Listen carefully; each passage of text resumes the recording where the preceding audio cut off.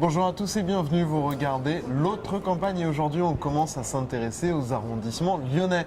On commence avec le 9e arrondissement, l'arrondissement de Gérard Collomb historiquement. Et pour commencer cette semaine spéciale arrondissement de Lyon, on accueille Armand Creus, bonjour. Bonjour.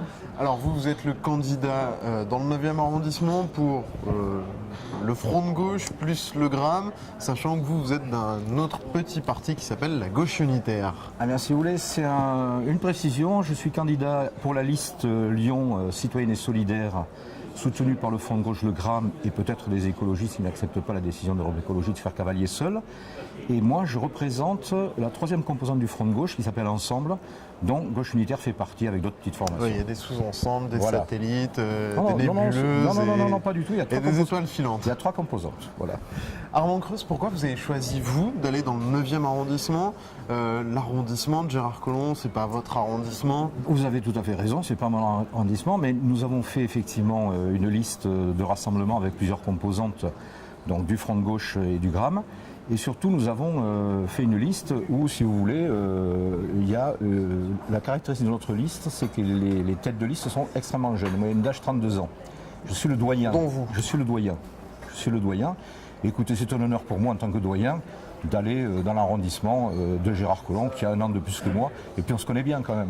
Oui, justement, est-ce qu'il n'y a pas du harcèlement? Est-ce que vous n'êtes pas en train de le harceler, ce pauvre Gérard Collomb? Oh, franchement. Parce que, alors, en plus de le harceler sur le c'est pas terrain le mot. politique, vous le harcelez C'est pas presque le au mot. quotidien, vous êtes syndicaliste au Grand C'est Lyon. pas le mot. Non, je ne suis plus syndicaliste au Grand Lyon, je suis à la retraite depuis le mois d'août. Ah, Et bah, si vous voulez, félicitations à vous. voilà, non, si vous voulez, c'est pas du tout un problème de harcèlement. C'est un problème qu'effectivement, ça s'est trouvé comme ça, puisque si vous voulez, je vous dis, on a eu une discussion et qui allait porter la cohérence de notre programme et de notre liste sur le 9e arrondissement.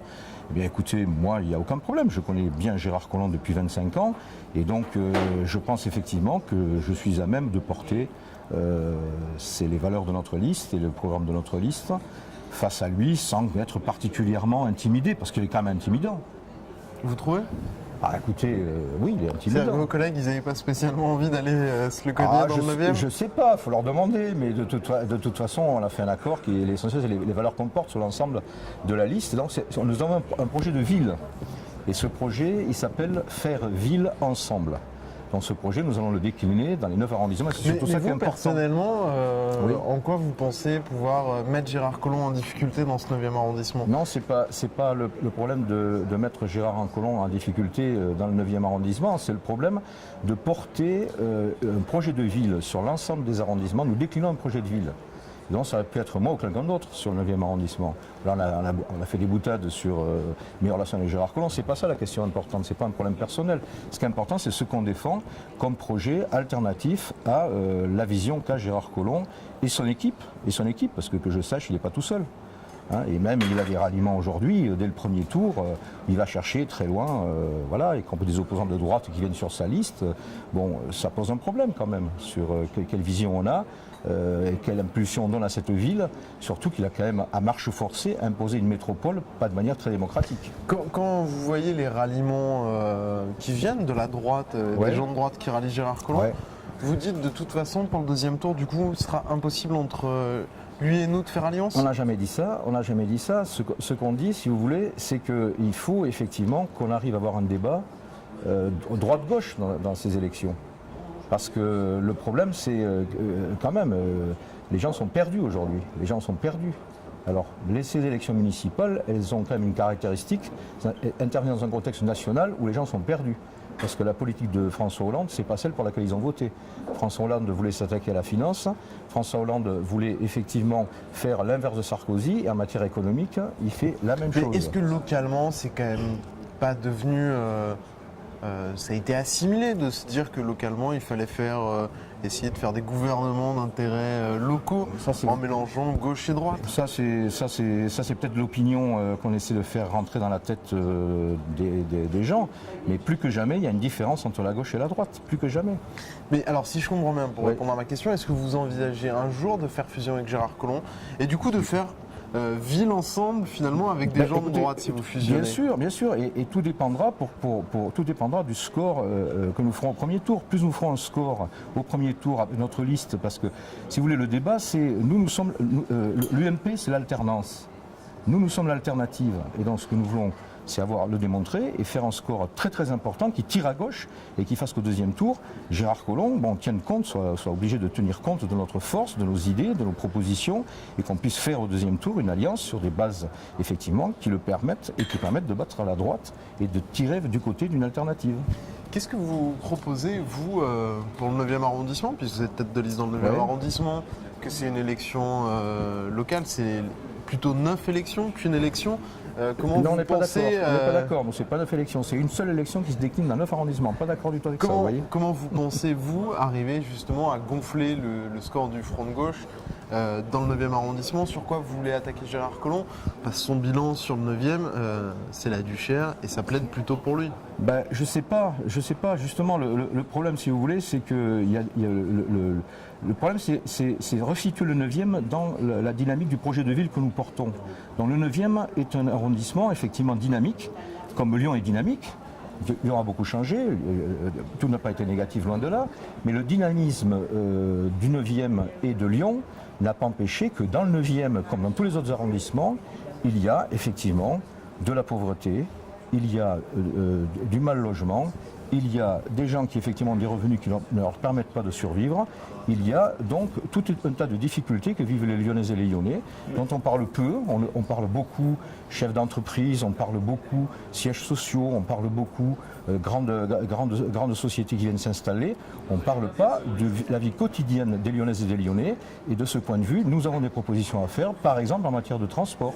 Ce reproche qu'il fait à Gérard Collomb, on peut l'entendre, mais peut-être pas pour le 9e arrondissement, justement, parce qu'il y a la grande opération de ville à la Duchère, oui, c'est peut-être un des rares endroits où il a mené une vraie politique de gauche, Gérard Collomb en plus. Je suis pas sûr, il faut faire un bilan, on va le faire avec les habitants, on va les rencontrer. Vous avez dû le faire, vous êtes quand même candidat dans le 9e, mais je vais avoir un avis sur l'opération de la Duchère. Oui, mais la différence, c'est que nous, on construit avec notre programme, c'est pas un programme clé en main. C'est un programme qu'on va construire avec les habitants. Au moins sur le bilan, comment vous jugez l'opération qui a été réalisée à la Duchère? C'est une opération qui n'a pas permis effectivement, y compris la zone franche, etc. C'est pas une opération qui a permis de développer un emploi stable, un emploi qui sort des logiques de précarité, comme partout, parce que les logiques économiques, elles pèsent dans le 9e à la Duchère comme ailleurs. La zone franche, c'est pas le top. Mais en termes de mixité de logement, mixité sociale, Gérard Collomb pense avoir réussi à mélanger tout le monde. Quel est votre sentiment, vous, là-dessus, sur l'aspect mixité sociale? Notre sentiment, c'est que mélanger tout le monde, c'est effectivement faire que tout le monde puisse vivre correctement. Quand vous savez que vous avez plus le salaire médian est inférieur à 2 000 €, quand vous savez qu'il y a des zones, des décalages énormes de revenus, bon, il ne suffit pas de mettre des gens qui cohabitent ensemble, ça dépend aussi de comment ils vivent ensemble la ville. Quelles valeurs ils portent ensemble. Et donc nous pensons que dans le 9e arrondissement comme ailleurs, il faut désenclaver encore plus les quartiers, il faut créer du lien, y compris au niveau d'équipements et tous les équipements qui sont en train de se faire et qui sont positifs. Il y a tout un bouleversement du quartier de la Duchère comme les autres quartiers du 9e. Mais ça ne résout pas le problème du mal-vivre qu'on a dans le 9e comme ailleurs. Dans le 9e comme ailleurs, il y a des différences, des inégalités de traitement. Et il ne suffit pas de faire cohabiter dans des immeubles des gens dans un logement dit social, à côté de gens qui ont des revenus, des modes de vie complètement différents. Il faut créer du lien. Et le créer du lien, ça veut dire effectivement continuer le maillage, désenclaver les quartiers, voir le type d'éléments. Vous voulez faire quoi? Amener un métro, un tram à la Duchère? Non, alors ça nous allons voir comment il faut revoir les lignes de transport, etc. Mais surtout, ce que nous voulons, c'est poser pour l'ensemble de la ville une mesure phare, nous sommes le seuls à le porter, c'est l'accès libre au transport. En clair, ça veut dire que nous pensons qu'il est possible à Lyon, dans toute l'agglomération et à Lyon, de développer des transports libres d'accès, c'est-à-dire gratuits. C'est les TCL gratuitement? C'est effectivement la possibilité de faire qu'on finance socialement, parce que ça a un coût, rien n'est gratuit. Mais oui, surtout les transports en commun. Oui, mais aujourd'hui, on sait que le billet qu'on paye, on en paye le tiers, la moitié, tout le reste, c'est des aides publiques.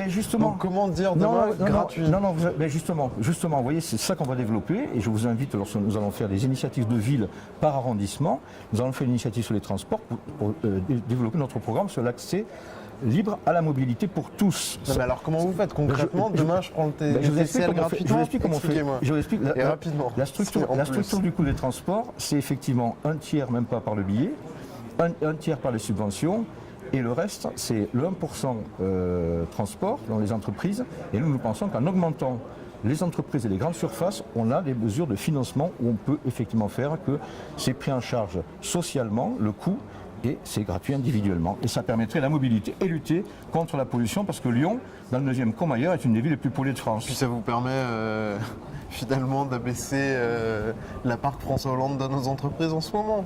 On reviendra, ce sera un jeu à somme nulle.